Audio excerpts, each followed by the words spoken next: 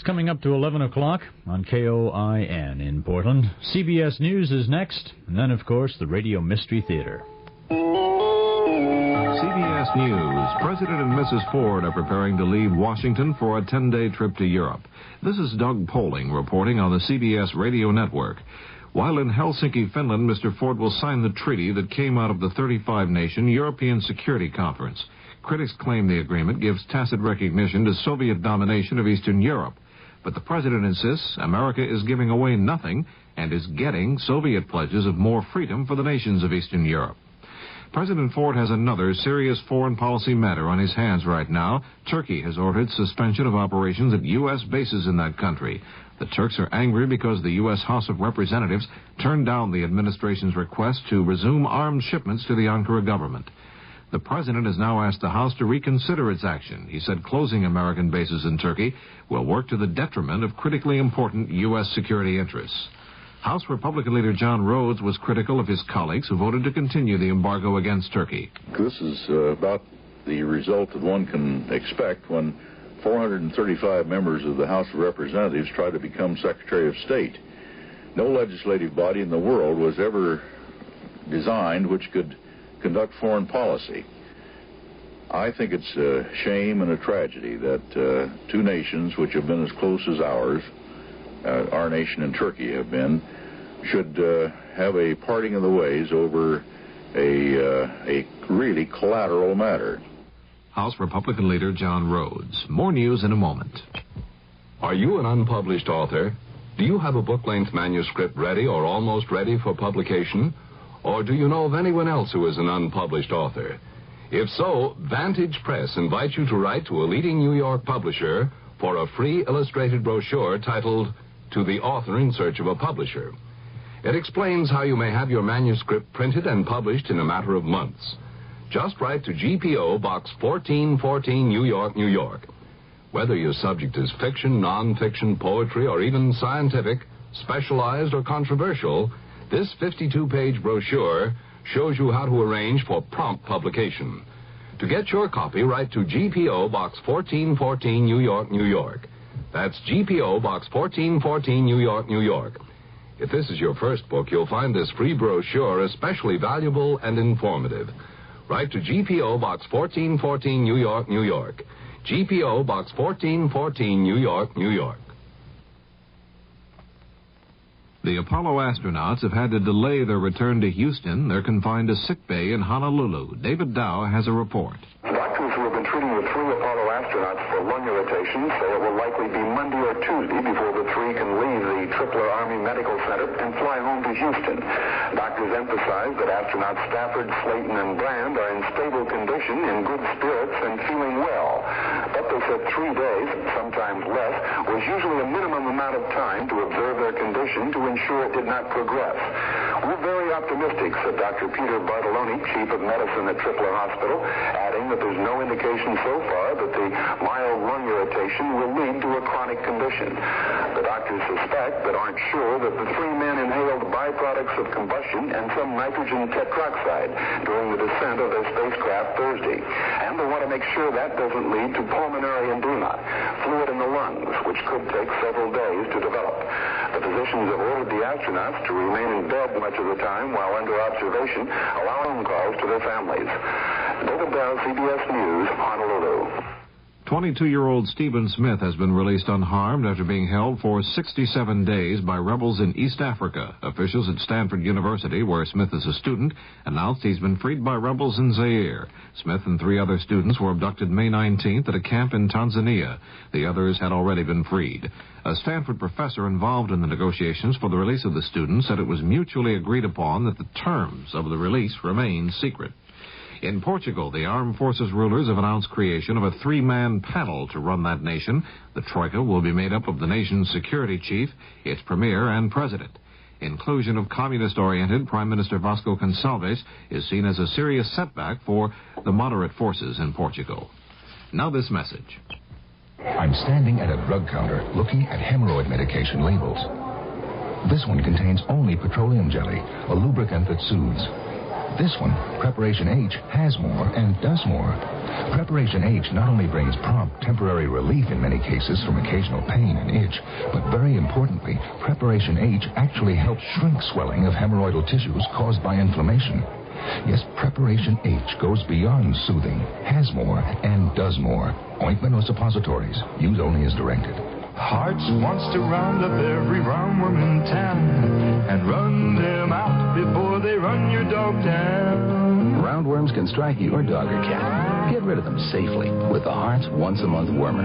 Add it to your pet's dinner every 30 days, and then it'll round up those roundworms and keep them away for good. Get Hearts Once a Month Wormer at your favorite store and help your dog to be roundworm free evermore. The Hearts Once a Month Wormer for dogs and cats. In Raleigh, North Carolina, jury selection has been completed in the murder trial of Joanne Little, a black woman accused of murdering a white jailer in her cell. The judge also refused a request by the defendant to act as her own co-counsel. Testimony in the case is to begin Monday. This is Doug Poling, CBS News. The president of the Oregon Board of Higher Education, John Moser, said today he will resign next month. The Forest Service says the Lost Lake fire south of Hood River has been contained at about 110 acres. The fire broke out yesterday near Tye Valley. Some 300 men fought the blaze.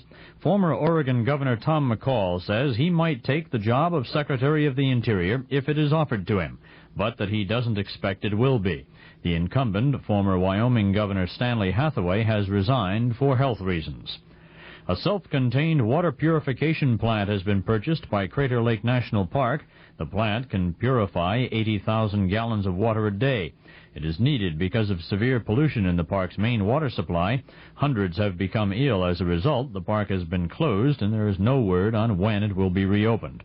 Oregon Attorney General Lee Johnson says nativity scenes cannot be displayed in public schools at Christmas time. He says the display and the required school attendance is a violation of the doctrine of separation of church and state. 30 off-duty prison guards were called up today after reports of unrest at the Oregon State Prison. The guards were sent home after the two men believed responsible for the problem were isolated. Warden Hoyt Cupp said he called the extra men as a precautionary measure. The body of a 16-year-old Warm Springs youth was found today on the Oregon State University campus. He died of head injuries after falling from a 12-foot-high concrete wall. He was identified as Bruce Berry, a participant in the school's Upward Bound program. The Legislative Emergency Board has approved a University of Oregon proposal to add 1,400 seats to MacArthur Court on the university campus. The $250,000 project will be paid for by private funds. Donors of $250 will be guaranteed the right to buy a coveted season ticket. Most University of Oregon basketball games are sellouts.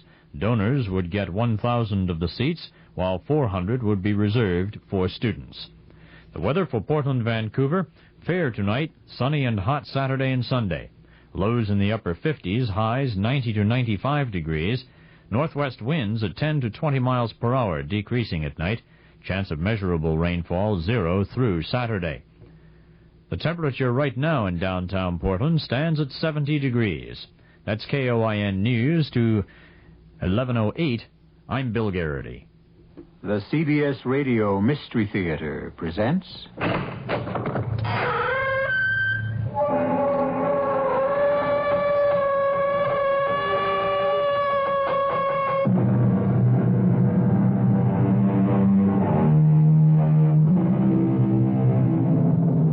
Come in.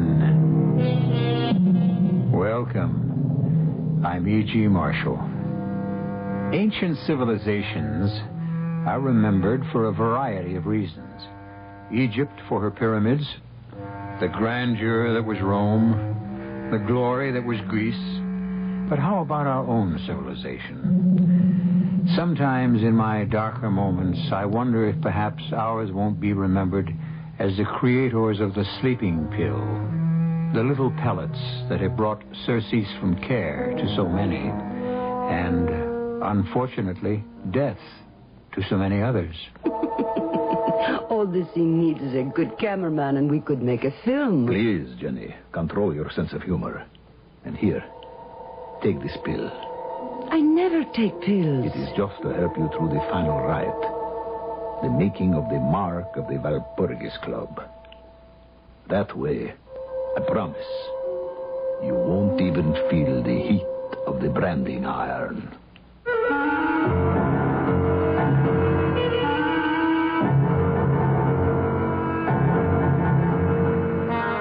Our mystery drama, Woman from Hell, was written especially for the Mystery Theater by Murray Burnett and stars Joan Lovejoy. It is sponsored in part by the Florida Orange Growers and Buick Motor Division. I'll be back shortly with Act One.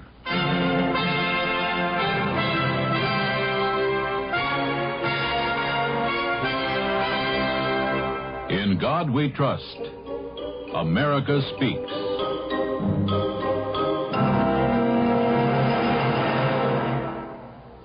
Thoughts from Helen Keller. I have 4 things to learn in life. To think clearly without hurry or confusion. To love everybody sincerely. To act in everything with the highest motives.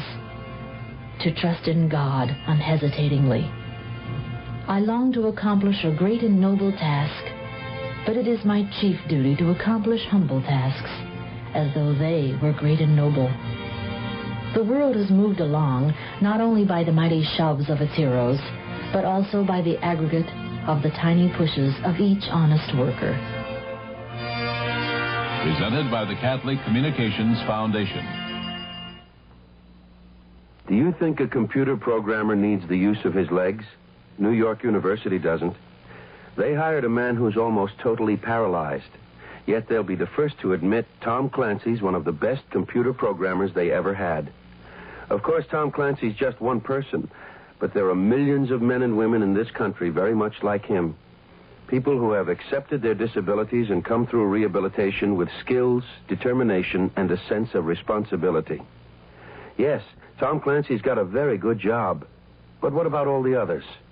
The Director of Vocational Rehabilitation in your state has a file of highly qualified people in every field, ready, willing, and able to work. If you're not in a position to hire them, talk to someone who is.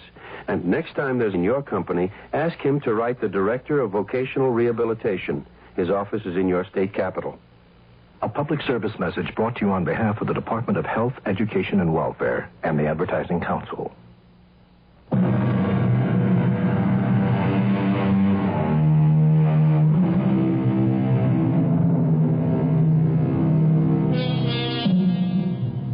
Suicides always rate a few lines of newsprint.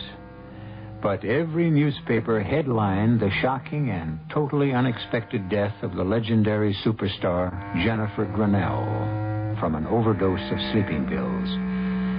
The question on everyone's mind was, had this fantastic woman taken her own life? In Los Angeles, the medical examiner's office was off limits to reporters seeking the answer.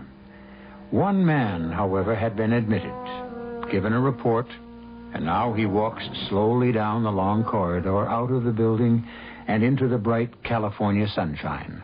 Mr. Ducot! Mr. Ducot! I have nothing to add to what I've already said. No, you've got me wrong. I'm not a reporter. Here's my card. Darrell Jones, private investigator.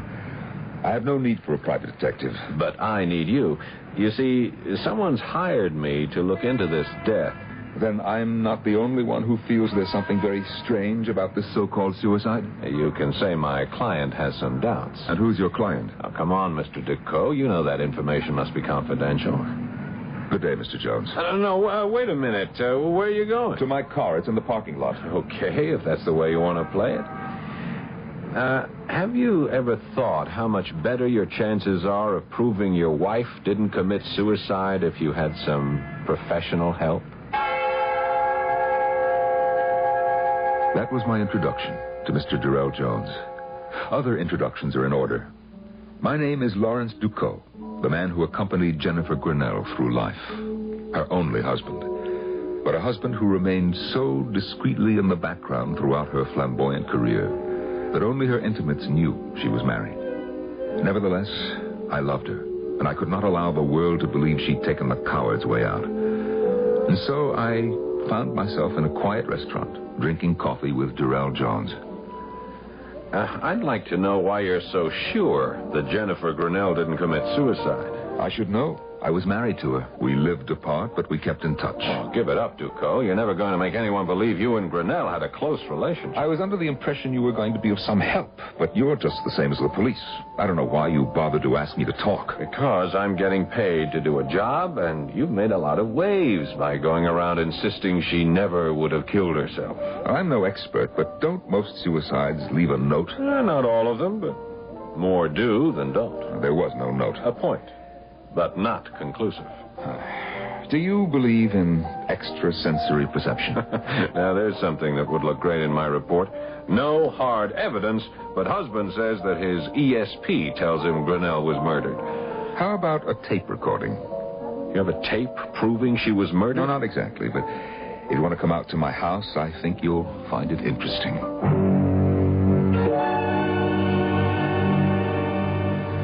Okay, where's the tape? Let me explain. I can't afford servants, so I had this telephone answering tape installed.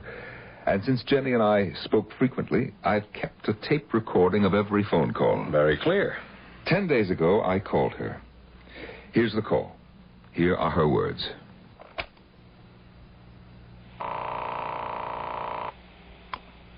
Hello? It's me, Jenny. Oh, Larry. I'm so glad you called. You're in trouble, aren't you? Yes. Money? Worse. Can I help? I was just writing a letter to you. You can tell me about it. Oh, no. No, not over the phone. You're frightened. Now, what is it, Jenny? The one secret I ever kept from you, my pet. Well, tell me. The letter I have just written to you, it should explain enough. Goodbye, love. You were so sweet to call. Jenny, don't hang up. Jenny. Now that you've heard that conversation, what do you think? I can understand why the police weren't interested. You don't believe that she was frightened? Sure. But of what? She didn't mention anything specific. If the police and the medical examiner say that Grinnell killed herself, I'm not about to argue with them. Well, then, why did you take the case? That's the way I earn my living. A client asks me to look into something, I look into it. That's why I'm here. But I'm not on anybody's side, and I don't like to make myself look like a fool, especially in front of the cops. I see. Now, she said something about a letter she was writing. Did you ever get it? No, she must have had second thoughts after she talked to me. I never received the letter. It was a lie. I had received the letter, but I felt that it would have been useless to show him. His mind seemed to be made up, and so was mine. Jenny had said one secret she never told me. Because I felt that Jenny's secret lay in her past, I went to the man with whom she'd had her longest and closest relationship, the spectacularly successful novelist, Bruce Brown. He was working at his latest retreat, a remotely situated house on the Greek island of Samos. You hear about our girl. How can I help? Well, first by telling me whether you think she committed suicide. Hell no. That's why I hired a private detective. By the name of Durrell Jones? That's my boy. Has he been in touch? Yes, he has. And? He thinks she did it. Does that make you change your mind? Well, it bothers me. Jones is good. Who would want Jenny dead? Bruce, she was scared. Scared? Our Jenny scared? Our Jenny. Hey, look, do I catch a whiff of jealousy after all these years? Come on, shall we stick to the subject? Right after I tell you something. If you don't mind, Bruce, I think It'll only take a minute. Now, you know when I first met Jenny, and you know how I fell for her. But what you don't know is that I proposed to her. You know what she said? Not only what she said, but how she said it. She told you? She didn't have to. I know the routine. She opened those violet eyes wide, and in her best ingenue voice said, "But I am married." Yeah, well, what you don't know is that I asked her to get a divorce. She refused. Welcome to the club. You say she was scared. What was scaring her? I received this letter, postmarked the day of her death. Shall I read it to you? No. Here, let me. Dear heart, there is no way you will make any sense out of this letter. But I do not see any other way. If 1 week after you receive this craziness, I am still alive, you will destroy it and forget it. If something should happen to me, then you will make your own decision. Yes, I am afraid. Of what? Of a mistake I made back in the days of innocence. I never told you, but now it has come back to haunt me. But I also have another secret. I kept a diary. A diary? Jenny, a diary like any schoolgirl. I don't believe that. She's putting you on. Now, finish the letter and then we'll talk. I have written both too much and not enough. But for your own dear sake, I warn you, trust no one. No one. Adieu, Jenny. Well, what do you think? I think if this letter had been written by anyone but Jenny, I'd say it was a woman who was going insane. But with Jenny, well, there's no question she was scared. And fear, well, fear is just the wrong emotion to associate with Jenny. If we think that way, we're not going to get anywhere. Well, where do we want to get? I want to get whoever killed her. You think we can? She has the answer in her diary. Do you know where it is? Well, I have an idea. Excuse me a moment. Yeah?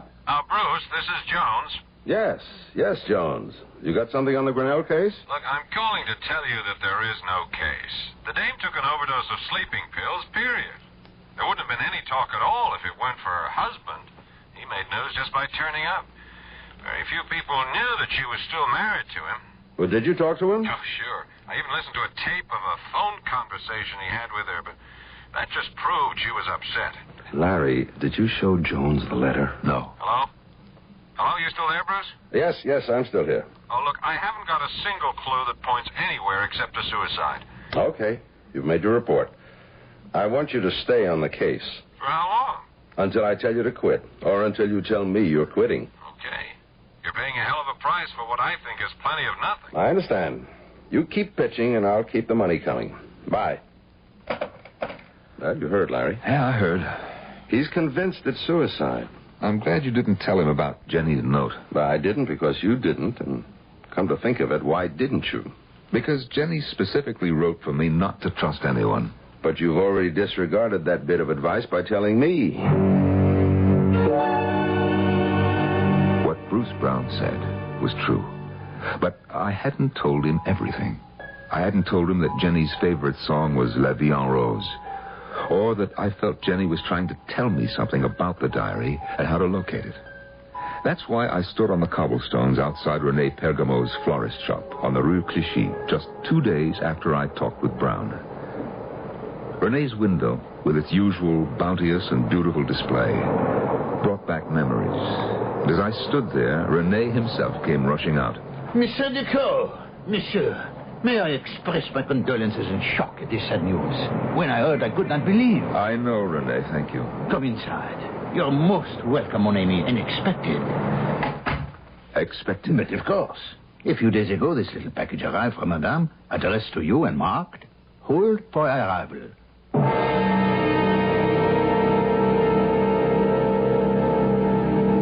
There are people who have actually died from fright. Medical testimony bears that out. The question in our tale seems to be, can fear actually drive a person to take his own life?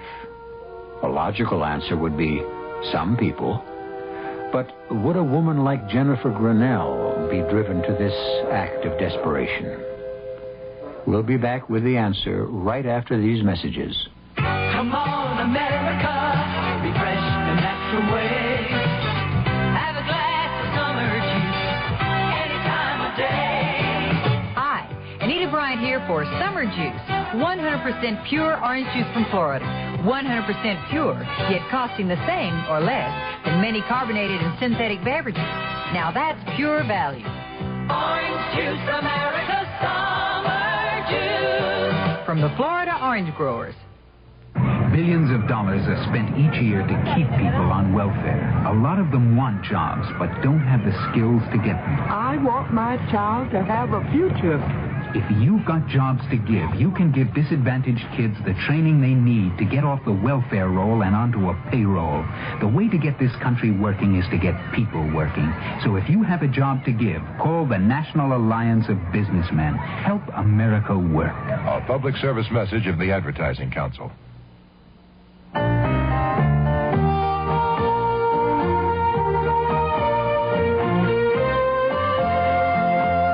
I think it was the first time I can remember really going fishing with my dad. I'm sure I'd been with him before, but the first time I really remember it was wading downstream with him in an extra big pair of wading boots as he felt his way very surely along the stream bed, and I shakily held onto the willows, and we found a spot where my dad lifted his finger to his lips and said, "Shh, we don't want to scare the fish away."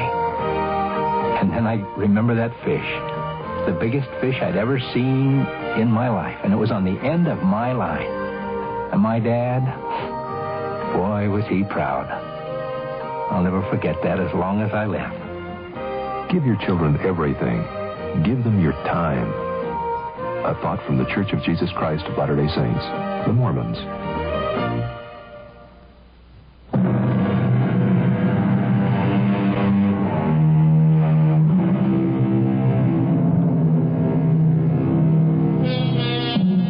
Now, what does anyone expect to find in a florist shop in Paris in the spring? Fresh cut flowers, certainly. The lovely scent of burgeoning spring plants and, of course, the undertones of romance which accompany the annual springtime awakening of the City of Light. But for Lawrence Ducot, the florist shop of René Pergamo might hold the answer to a riddle, the proof that his glamorous wife did not take her own life. How long are you staying in Paris, Monsieur Ducot? Well, that depends, René, on what is in this package. Monsieur, let me assure you, if there is any way I can be of help. Well, that's very fine of you, René. Let me get the door for you. These are not just words. Attention, monsieur, watch out. Oh, well, let him go, René. But I won't forget that I'm even further in your debt. You know, he really might have hit me. It was almost as if he were trying. That is our Parisian drivers for you. Hop in, Ducot, quick. Jones, what are you... Come on, or we're going to lose that car that almost got you. You know, you're talking like a man who believes that car really tried to run me over. It's a lot easier to believe that than your story that your wife didn't kill herself. Still, why would anyone want to rub you out? Because, perhaps, of this package. Ah, damn. Lost him. Now, what's such a big deal about that package? It's my wife's diary, complete up until the day of her death.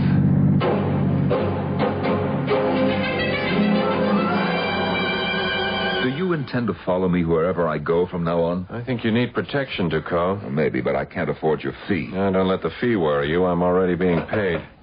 Oh, room service, please. Is your client paying for this, too? Of course. Oh, yes, 2 special lunches, the filet of sole and a carafe of white wine to 731, Mr. Ducot's room. Thank you.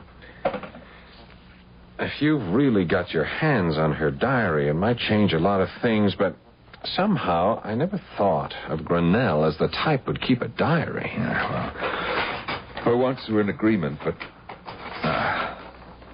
here it is. Do you recognize her writing? I'll take your word for it. But before you start to read it, think. No one, not even you, suspected she kept a diary. Maybe there are some things she didn't want anyone, I mean anyone, to know. Jones, you're a fool. I was married to Jennifer Grinnell for 23 years, and I knew her a lot better than anyone guessed. We're not going to find anything in this diary she'd be ashamed of. The years fell away, and memories came flooding back as I read the entries and found myself again under the spell she'd always cast for me. I could see her sitting in the small, cramped flat we'd had in Paris right after our marriage. I could smell her perfume and hear her as she wrote in the diary I never suspected she kept. And such foolishness today. Mutsi, my agent who adores me, has made an appointment for me with Anton Krasuski for the lead in Woman from Hell. I told Larry thinking we would laugh. But he thinks I should go. I told him I would. But I refuse to make a fool of myself. Jenny, are you home? Larry! I will give you only one guess what we have for dinner. Did you go to but see... a small clue. It is heaven. Well, what about Krasuski? Did you like him? What did he say? Oh, he said I was a fat cow who would be fine as a milkmaid, but to play the lead in a picture as big as Woman from Hell... Oh, you're lying. Of course. I did not go. It would have only been a great waste of time. Yes? May I speak with Jennifer Grinnell? Who's calling? Who is it? Krasuski. Your waste of time. Anton Krasuski. Now, young lady, you will tell me why you failed to keep an appointment with Anton Krasuski yesterday. May I have a light, please? Do you want the part? Are you offering it to me? Here is your light. The part can be yours, depending. Depending? On how much you really want it. Why do you choose me, an unknown actress dreaming of a career, for the lead in the most important film of the year? Because I have seen your nightclub act. Because your insolence and your beauty are perfect for the part. Well, pardon me for being slow, but I thought there were other considerations. Only one. Join the Walpurgis Club. The Walpurgis Club. And what is that? A club of witches? Exactly. It was a desolate house in the country, lit only by firelight and candles with weird music, and people drunk, not with liquor, but with some kind of frenzied belief in the magical power of the devil. As Krasuski took me through the various rooms, he watched, and then asked perceptively, You find this amusing? That disappoints you? Not at all. But I must warn you that this is literally playing with fire. With hellfire? A most exact description. And now I would like you to see the altar. The altar is impressive. But I was more impressed with the worshippers. They believed. And people who believe as deeply as they did can be dangerous. Krasuski was most cordial today when I again visited his office. It is my belief that you were born a witch. I only wish to reawaken your slumbering destiny, as I'm sure I can make the hidden fire in your eyes burst into flame with the proper caresses. No doubt. But just what plans do you have for me in the Walpurgis Club, if I should join? You will be a star. Believe me. The club has helped me in my career, and I know we can help you. I will do as I always have, help myself. What I was asking was, what does the club expect of me? Only to recruit members. And suppose I should fail? You fail? Unthinkable. But we are not monsters. As long as you sign the membership papers and are bound by our rules, you will find us most agreeable. Oh, you know enough about me to know that I like to make my own rules. Not in this game, Sherry. Not in this game. Ever. How can I tell Larry the truth? He smugly keeps reminding me that he was right about me getting the part in Woman from Hell. How I ache to tell him about the Walpurgis Club. But I cannot. And even if I did, he would just laugh and dismiss it as a silly joke on Krasuski's part. I must admit I felt the same, but there are certain things that worry me. As, for example, today, when we were rehearsing privately the scene where I show Karyu the tortures he will suffer in hell if he allows me to seduce him. No, it is all wrong. And how many men have you seduced, Anton? You will listen to me, because when this man takes you in his arms, he is doomed for all time. If you do not believe, how do you expect the audience to believe? This is your picture. And you are the woman I chose. A woman from hell would know. She would see immediately that this is a man who likes to suffer, who enjoys being tortured, so that he will have the best of both worlds. You in this, and eternal punishment in the next. You know this, and you are amused. I am not confused. Tell me, Anton, how do you know all this? Don't you know? I have a hotline directly to hell. I do not like it. I do not like it at all. But I cannot withdraw now, and the picture promises to be a success. It is almost frightening, the knowledgeability that Anton shows about the workings of hell. I even accused him of it the other day during a break on the set. But why should you question my knowledge of witchcraft and diabolism? You and I belong to the same club. I am reaping the benefits of years of research. And your payment, Anton, for these benefits. How much is it, and when is it due? I will tell you. Or perhaps you will know when the picture is finished.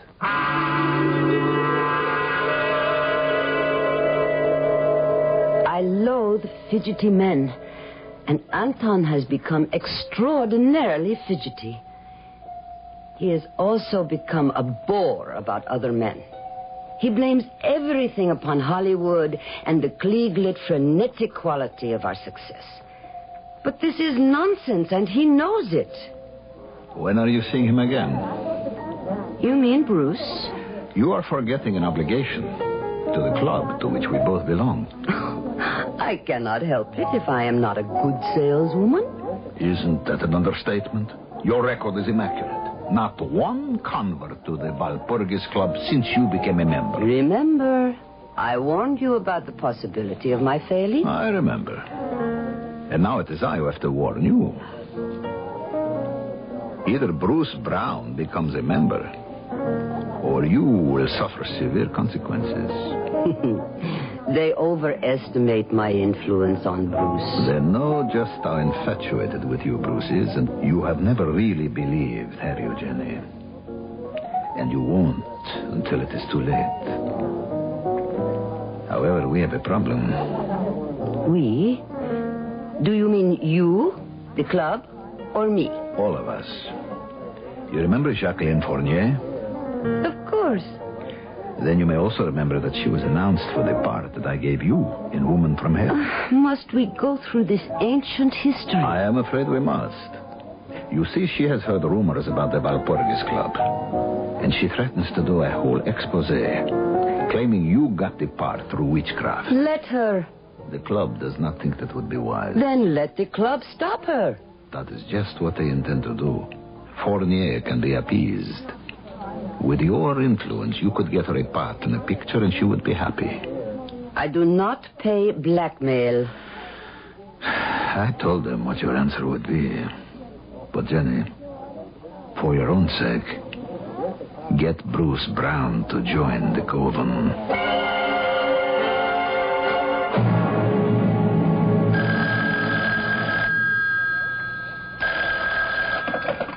Hello? Have you seen tonight's paper? No. I thought you should know that Jacqueline Fournier met with a tragic accident.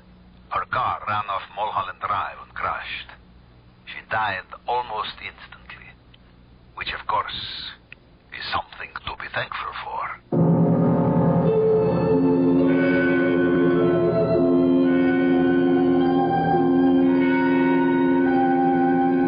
Accidents can happen anytime, anywhere. And today, everyone knows what you mean when you designate a person as accident-prone.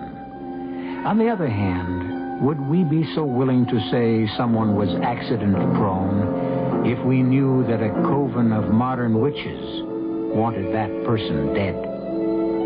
That knowledge bothered even the strong-minded Jennifer Grinnell. I'll be back shortly with Act 3. The following fable is presented to make you want to buy a Buick. As a girl, I had certain aspirations for myself that were not quite the same as the aspirations that others had for me. Daddy, when I grow up, I want to be president. That's nice, honey. Of what? The United States. Don't be ridiculous, dear. The best you can hope for is First Lady. Even when I got older, things weren't much better. Dad, I want to go to law school and have my own practice. But, dear, wouldn't you rather go to charm school and have a big wedding? But today, a woman can do anything a man can. Take the car I just bought, a Buick Century. Not cute, but sporty and good-looking. The kind of car only men are supposed to know about. When I told my father the Century was the only American-made mid-size car with a V6 engine, he was surprised. When I told him about the great deal I got on the Century, he was impressed and said I would make somebody a good wife. Then when I told him I was running for Congress, he bit off the arm of his chair. Buick, dedicated to the free spirit in just about everyone. Radio. It's been doing nice things for you for years. It wakes you up. It keeps you company in your car. It fills your life with music. It fills your mind with ideas. It informs, entertains. And radio does something else. It sells. Quickly, easily, creatively, efficiently. Consider that last word, efficiently. As a businessman, you know how all costs, including advertising, have been skyrocketing. You know what adflation means.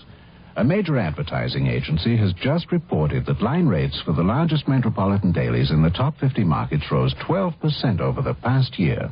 But what about radio?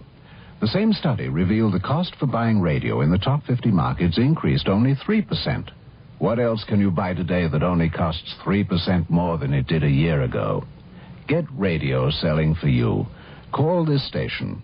We'll suggest ways radio can help you fight adflation. Furnished by Radio Advertising Bureau.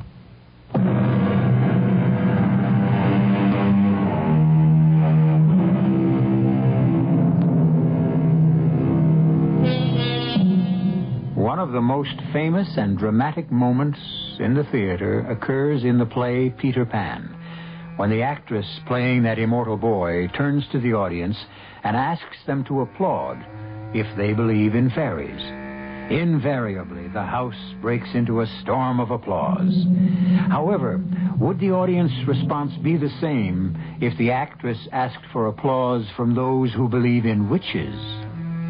That was precisely the problem that faced Lawrence Duco as he tried to prove that his wife didn't commit suicide. Her diary asked him to believe in witchcraft. Now, if you want to waste some more time, we'll continue reading the diary, but my advice would be for you to burn it. Less than 2 hours ago, you were all enthused over the chances of finding the answer to Jenny's death. And now... You're not thinking, chum.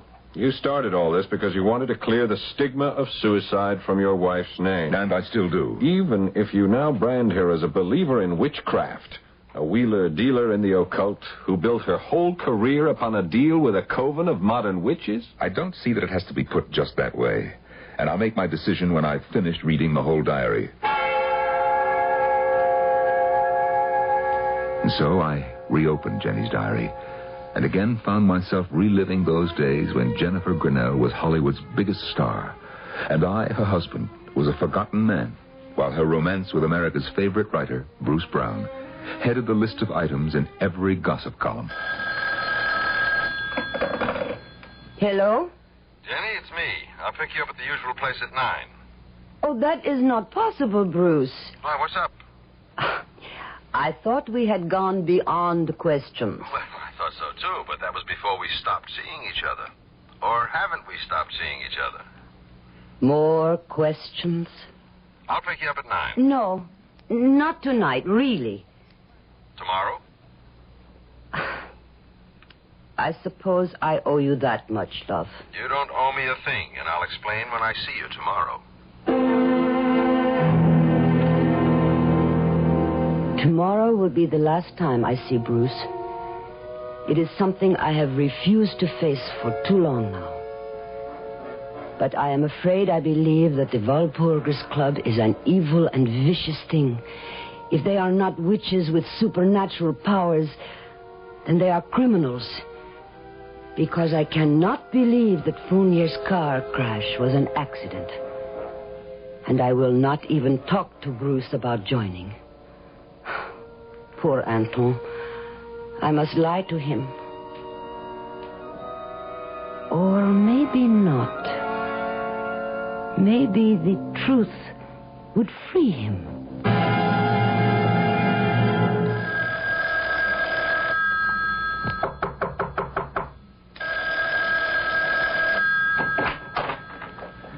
Come in, Anton. Isn't that your phone I hear ringing? Yes? Why don't you answer it? You know me better than to question me, Anton. I do what I choose. If I do not want to answer the phone, I do not. Because you know very well that was Bruce Brown calling, and you did not want to talk to him. So? You have deliberately broken off your relationship with him. And if I have? If you have done something I have never known you to do since we met. You have broken your word. So I have. And it is about time you should find the courage to break yours also. Don't talk to me of courage. You could continue to see Bruce Brown and never bring up the question of his joining the club.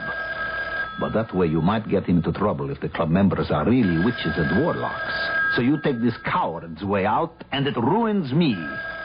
What can they do to you? For starters, they can take me off the picture. I will not allow them to do that. They have already done it. Will you answer the phone?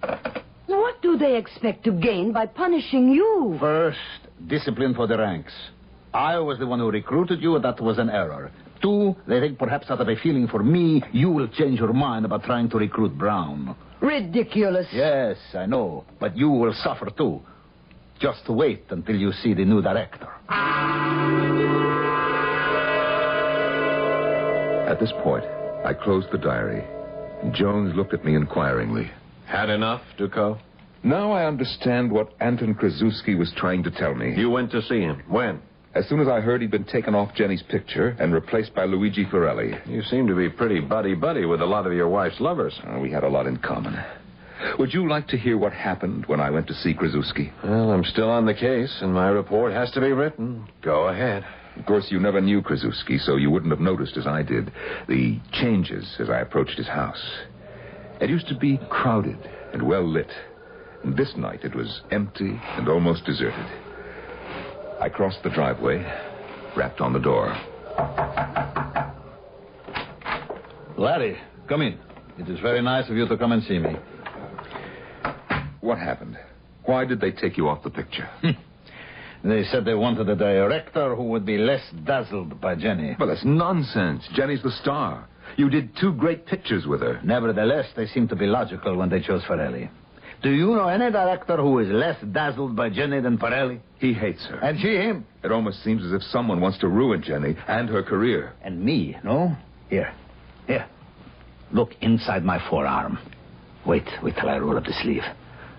Now, tell me what you see. Are you sure you're all right? Tell me what you see. Well, a small scar. It's shaped like a horseshoe or a hoof. That's right. Now ask Jenny. Ask her to show you hers. And that's when I walked out on him. Did you ask Jenny about her scar? No, I never did. When she broke her leg and was taken off the picture, it completely slipped my mind. And then... Oh, well, you know what happened then. Oh, everybody does. Your girl couldn't get herself arrested in Hollywood. She was finished in pictures. You don't know what that meant. Look, Ducot, I am still interested in finding out what happened just before she died. And I think we ought to skip ahead in that diary and see if we can find out. Yes, you're right. Now, let's see. Sometimes she dated entries and other times not, so... Oh, yes. Here. This one's dated just a month ago. And here's what she says. It has happened. I suppose I should have known that someday it would happen. But I really thought I was finished with the Walpurgis Club. So many years had passed, and no word from them. And so it came as a surprise when I did hear, and in a way I never would have expected. My agent phoned and told me that Tyler Campbell wanted to see me. I'll confess, I felt some of the old excitement of meeting a talented motion picture director. I've always been one of your greatest fans. Every scene in Woman from Hell is etched indelibly on my memory. I'll quote the dialogue for you if you like. Would not you be embarrassed if I said, please do? If you want my company, all you have to do is pay for it. If you want my love, you will pay more. A price that I advise you no one can afford. Enough. I am convinced. I can't understand why a talent like yours shouldn't still be working. Oh, I agree with you. And that's why I've come to see you. How do you feel about trying a comeback in a film I'll direct? Of course, I wouldn't expect a commitment until you'd seen the script. You haven't even asked what the film will be about. Well, I was not up to that in my mind. Mm-hmm. It's about witchcraft. Oh? Does that turn you off? Well, it is too soon to say. You know I don't do ordinary films, Miss Grinnell. Yes, I know. And I assure you the film is well worth doing. Today, witchcraft is in. But I intend to use it somewhat differently. I see you as fate. Beautiful, enigmatic, and inescapable. Interesting. Good. I promise that I shall shoot you so that even in the cruelest close-up, your scar won't show. My scar? Don't tell me that little mark inside your wrist is no longer there. Even plastic surgery won't eradicate it. And it's exactly the same as the one I have here, behind my ear. See? Yes, I see. So this was all a trick. You are a member of the Walpurgis Club. In good standing, Miss Grinnell. Which is more than I can say for you. But my offer to do a picture with you is very real. I am not interested. Too fast.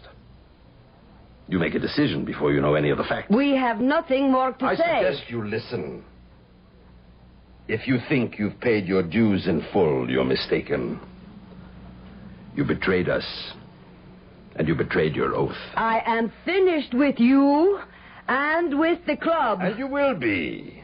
I promise you. Do one small favor, and you'll be a big star again. And no strings attached. How do you mean, no strings? You will be allowed to resign from the Walpurgis Club. The only member in its 300-year history to be given that privilege. I have already resigned. I have not been to a meeting What we have in mind does not necessitate your going to a meeting. You've heard of Jason Albright. Who has not? He is the 6th or 7th richest man in the world. Mm-hmm. Did you know that Jason Albright is one of your greatest fans? No. He's worshipped you for years. How nice. Jason Albright is very ill. In fact, he's terminal. Well, that is too bad. My fan club will be reduced by 1. True enough. But you can make a dying man very happy. Simply by talking with him, visiting, spending a little time with him. Are you out of your mind? Why would Albright has no heirs. His will leaves all his money to various charities. But wills can be changed. I see. Of course. Simplicity itself. Nothing for you to do except spend a little time with Albright.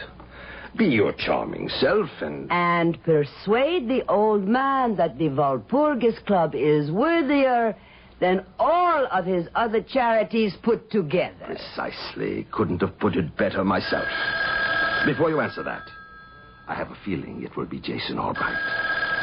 What? We managed to get word to him that you'd be receptive to a call.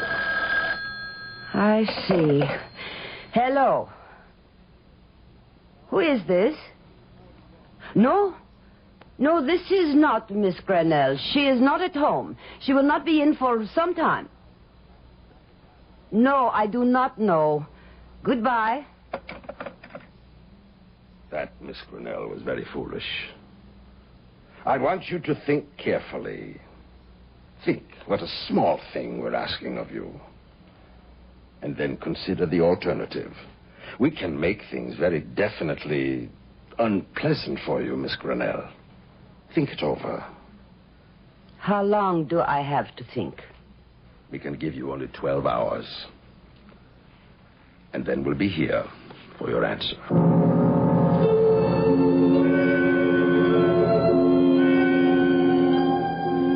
What alternative do I have? I cannot go to the police, and I will not have anything to do with the club or its scheme. So, I turn to my diary and write. And I get an inspiration. I cannot go to the police, but I can hire a private detective to protect me without telling him why I am hiring him. And I remember I had heard of a good one. I will call him this minute. There, I feel better. I have called, and he is on his way. I hope he is intelligent. And that may be too much to ask. But his name is... Don't bother, Ducot. I know my name. You were the detective Jenny called. I'll take that diary now. If you look closely at my wrist, you'll see the mark that her diary described so well. And now, of course, you understand why the cause of her death must remain a suicide.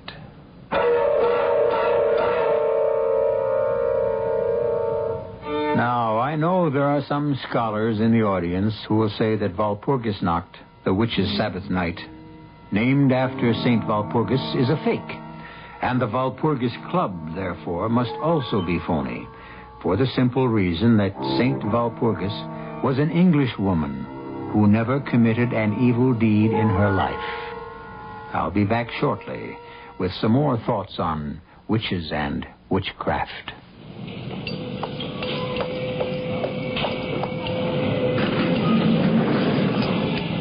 Welcome to Gurney's Department Store. What? Please announce your floor. This elevator is activated by your voice.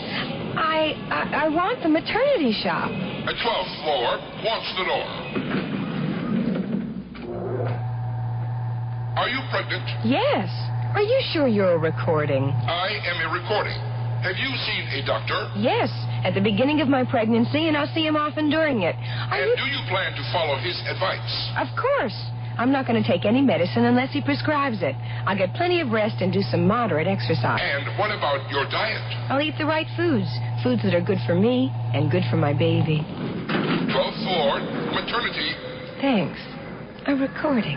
I'm talking to a recording. Remember what the March of Dimes says. Be good to your baby before it is born.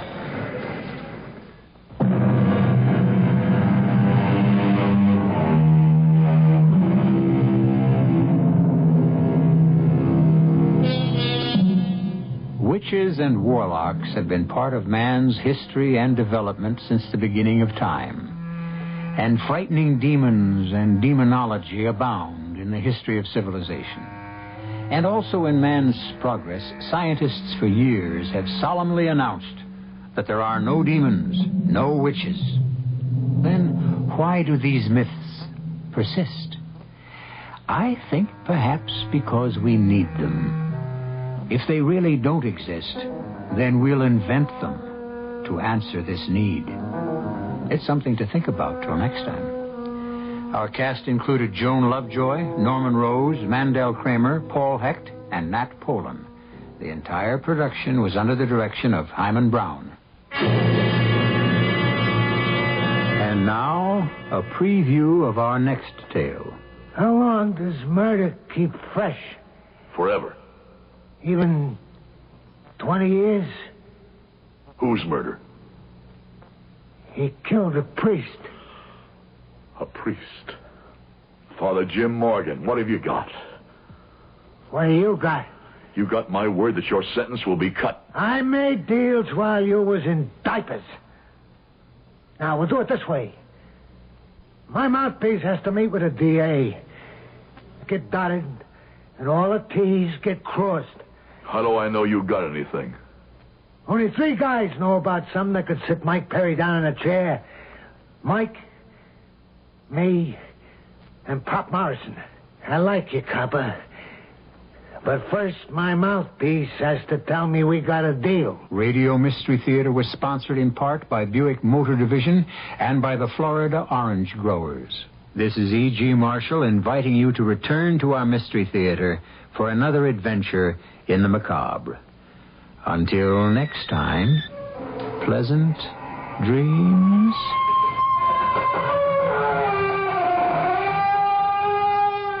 From KOIN in Portland, my name's Bill Garrity. Have a good night tonight and a better day tomorrow. Have a good weekend. See you on Monday. Bye-bye. CBS News. Space Agency doctors are optimistic the Apollo astronauts will recover from breathing possibly poisonous gas during re-entry. Probably will have no lasting lung damage. Good morning. I'm Mike Stanley reporting on the CBS Radio Network. Thomas Stafford, Vance Brand, and Deke Slayton probably will spend at least 3 days as patients at Tripler Army Hospital in Honolulu as doctors watch for the possible development of pulmonary edema, accumulation of fluid in the lungs. First X-rays, it was reported, showed lesions in Slayton's lungs. Condition appears to have stabilized. The astronauts, described as in good spirits and eating well, are receiving oral steroid drugs to reduce lung irritation. They're generally confined to bed, but were allowed up to telephone their wives. CBS News continues following this message. Are you an unpublished author? Do you have a book-length manuscript ready or almost ready for publication? Or do you know of anyone else who is an unpublished author? If so, Vantage Press invites you to write to a leading New York publisher for a free illustrated brochure titled To the Author in Search of a Publisher. It explains how you may have your manuscript printed and published in a matter of months. Just write to GPO Box 1414, New York, New York. Whether your subject is fiction, non-fiction, poetry, or even scientific, specialized, or controversial, this 52-page brochure shows you how to arrange for prompt publication. To get your copy, write to GPO Box 1414, New York, New York. That's GPO Box 1414, New York, New York. If this is your first book, you'll find this free brochure especially valuable and informative. Write to GPO Box 1414, New York, New York. GPO Box 1414, New York, New York. The Pentagon is withholding orders to some 7,000 U.S. servicemen in Turkey, pending clarification of just how severely American use of some 24 bases will be limited. Turkey, angered by congressional refusal to okay resumption of American arms shipments, ordered all activity to stop today by 5 p.m. Eastern Time. The situation is being watched carefully from Brussels, as we hear in this report from Michael Landers. NATO is waiting for clarification of just what the Ankara government has in mind. And alliance diplomats say what happens to the bases now is a matter for the United States and Turkey to work out, because the agreements covering the bases are between Washington and Ankara and do not involve NATO directly. There is no question that the American bases in Turkey are vital to the Atlantic Alliance along its strategic southern flank. They guard a common border between Turkey and the Soviet Union, and they provide NATO with extremely valuable intelligence about Russian military maneuvers several hundred miles inside the Soviet Union and in the Black Sea. And the loss of those bases, if they should be lost, would be a very serious blow to the alliance. Michael Landers for CBS News, Brussels. President Ford asked Congress to reconsider lifting the arms embargo to Turkey, saying at the same time he deeply regretted Turkey's decision to suspend American activities at the joint U.S.-Turkish military bases. The president, delivering his 35th veto, rejected the $7.9 billion Education Appropriation Act of 1976. Noting it increased his budget proposal by $1.5 billion, Mr. Ford said neither the federal budget nor the economy could afford it. The president has a request for Capitol Hill, as outlined by CBS News correspondent Connie Chung.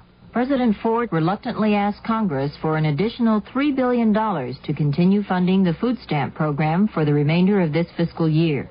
In a message to Congress, the president said he is forced to ask for the money over the $3.8 billion he requested in his budget because the existing law, quote, invited almost unlimited expansion of the program. The cost of the food stamp program, he said, has doubled in the past 6 months. He reminded members of Congress that they had rejected his proposal submitted earlier this year, which would have required all participants in the program to pay a proportionate share of their total income for food stamps. He noted that his proposal would have saved $1 billion in fiscal year 1976. The president said now he must request the additional $3 billion, but he also asked the legislators to change the Food Stamp Act by focusing more assistance to those in need and by tightening eligibility and participation requirements. Connie Chung, CBS News, Washington. More news in a moment. If you ever use a hemorrhoid preparation, you should know this. Vaseline Brands has news. It's Hemorrhoid Ointment. Hemorrhoid works fast, helps protect with a proven medical ingredient for soothing occlusion. And Hemorrhoid gives you only this key ingredient, so it gives you more than the leading preparation. Now, at your first sign of pain, burning, and itching, turn to soothing Hemorrhoid. Hemorrhoid from Vaseline Brands.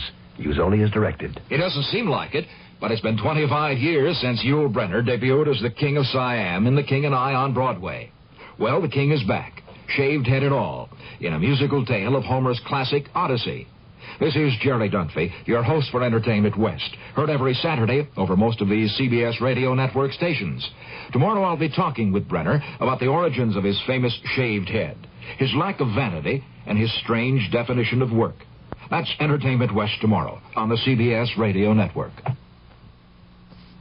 President Ford leaves today for a 10-day visit to 5 East and West European nations. The high point of the trip, a stop in Helsinki, where he'll join with leaders of 34 other nations in signing a statement of principles involving a code of conduct for the governments of Europe and North America. Mike Stanley, CBS News. 19-year-old Erman Rogers, Jr., a Navy sailor from Alabama, was placed on 5 years probation with 6 months in jail today for robbing Portland taxi driver Ronald Vrayler on April 26th. 19-year-old Jesse Holloway, a sailor from North Dakota, earlier pleaded guilty of first-degree robbery in the case and was placed on 5 years probation and given a 1-year jail sentence.